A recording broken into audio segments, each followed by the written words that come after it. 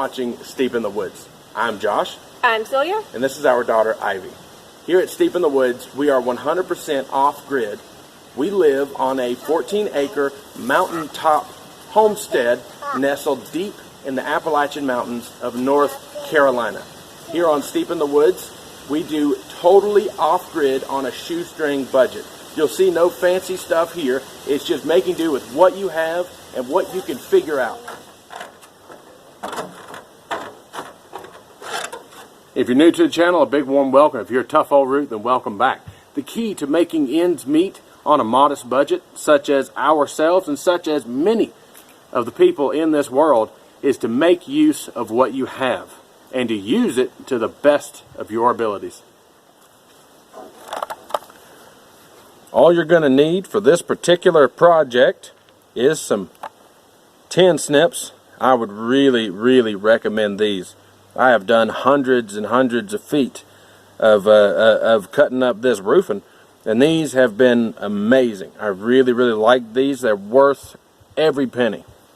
You're going to need 10 snips, you're going to need a drill bit, and you're going to need a drill. That's it. So step one, we'll take these guys and put them out of the way, is getting your material. Obviously for us, the material is this old used metal roofing. I got this basically for nothing from a roofing company who was putting on a new roof, and they just wanted to get rid of this. So I have an ungodly amount of this, and this is what we're going to take and use. Given my way, I would have just put the thing up there just like this, but my wife wanted something prettier to look at.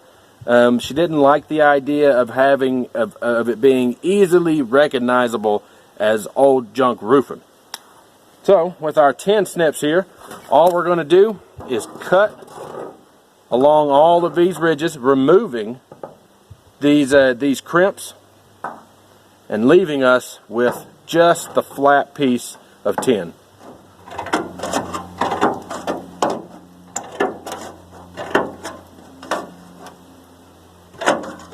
I found it easier to go ahead and start on both sides.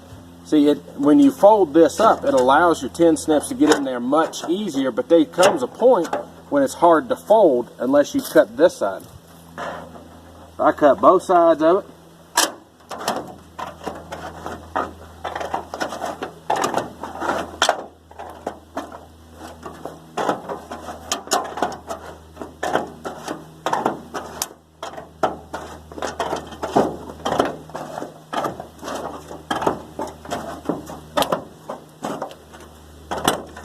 I strongly recommend gloves, although I apparently can't be bothered to find mine.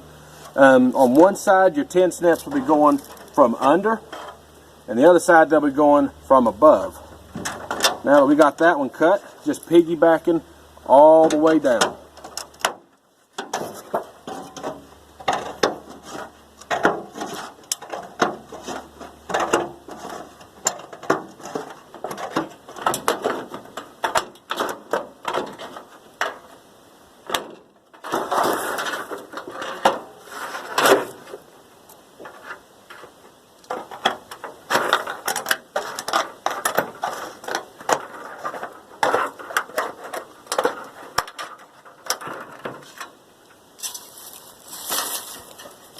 Once you've cut down both of the sides, what you're left with is just this flat piece of tin right here.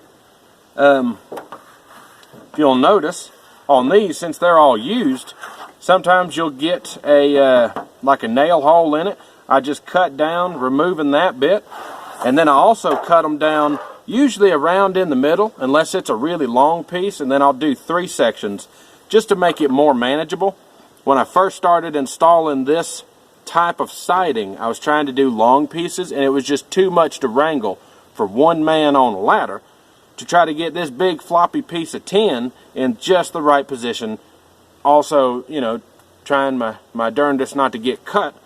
That is one caveat to this, is this is sharp. As it weathers and as it gets rusty, the edges will dull. But right now, this is a dang 4-foot razor blade, but you do what you got to do to make ends meet, based on whatever your financial situation might be. And we got all this for basically nothing. I mean, we got so much. So the first thing I'm going to do with this piece is cut down this side, because it had that hole in it, and I just cut straight through the hole itself. This is a version of lap siding. These will all overlap. So having a little divot on one end, or say if that hole was right up against one of the edges, I'd have just left them, because there is going to be a certain amount of overhang in all directions with these pieces. So this one, I'm going to go ahead and cut him in half. By all means, if you got a buddy that's helping you out, or maybe your structure isn't quite as tall as ours, you could do longer pieces. I just find it's easier and safer for me to go with small pieces. It is more ladder work, it's more leg work, but I don't make nearly as many mistakes, and I'm not. It is safer using these on a tall ladder versus a big floppy piece. All right, we're done with our 10 snips now. And it's time for the drill. Depending on the type... Why is that crooked? Now it's time for the drill. Depending on the type screws that you're using, or how... I mean, honestly, 10 this small, you could punch through it just a regular black oxide screw. But I prefer to pre-drill my pieces. You're just going right along the top edge here. So either way, one at each end. One about 4 inches in. And then just whatever in the middle.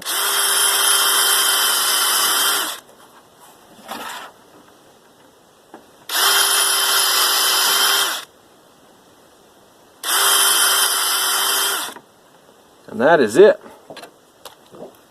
That is our finished piece of Appalachian siding here. Piece of flat tin with holes drilled in it, cut to a manageable length.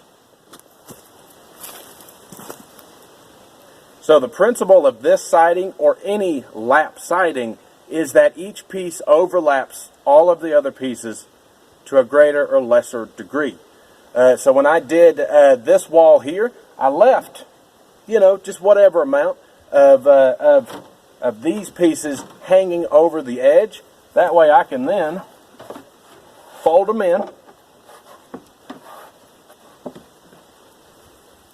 screw them down,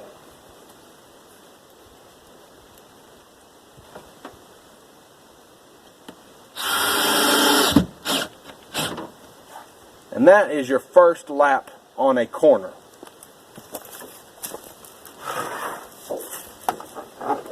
Now we have that piece that we just made. I'm going to go ahead and put a screw through the first hole, and this will go through that secondary hole on the edge. Remember, we did one right on the corner and one about 4 inches in. That is our overlap mark.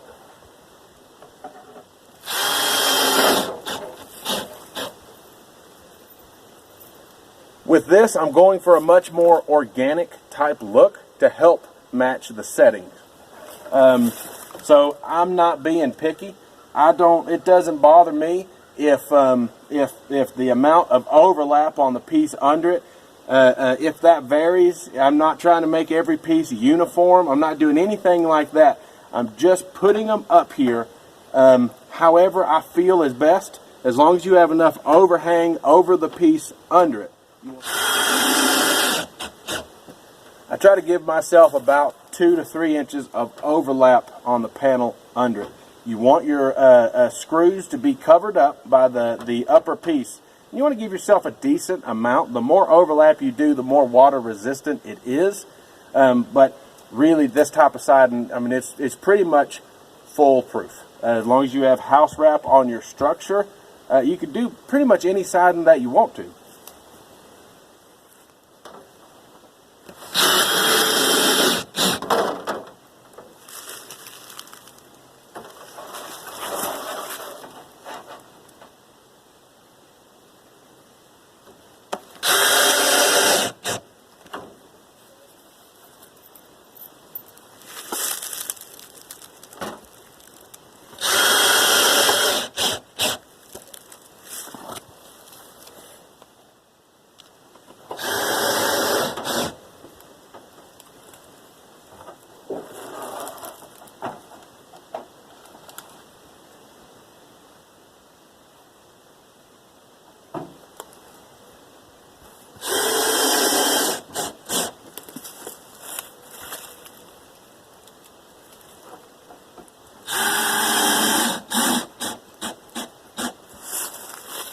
I would highly recommend screws. The cost will be higher and the task will take longer, but you always have the option of pulling a piece off with minimal damage to your structure.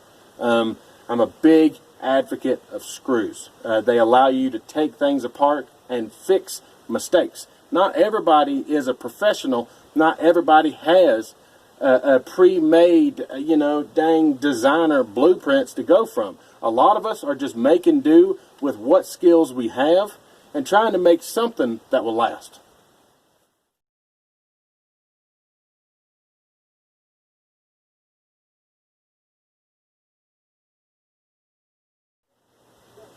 So that's it. That's your basic lap siding. It can work with any material that you wish. I've seen people use bender board, which is like a plastic edging. You can use wood, you can use steel, you can use whatever you want to as long as you overlap it enough. I like this type of siding not only because of the price tag and because of the ease of installment, but because it is very, very flat.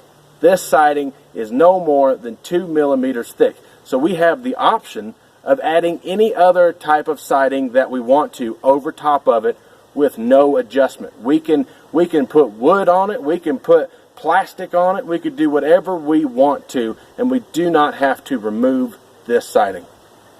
If you liked what you saw, hit that button. If you're new to the project, hit that other button. If you want to help support the project, there are links below. Until next time, here, Steve in the Woods.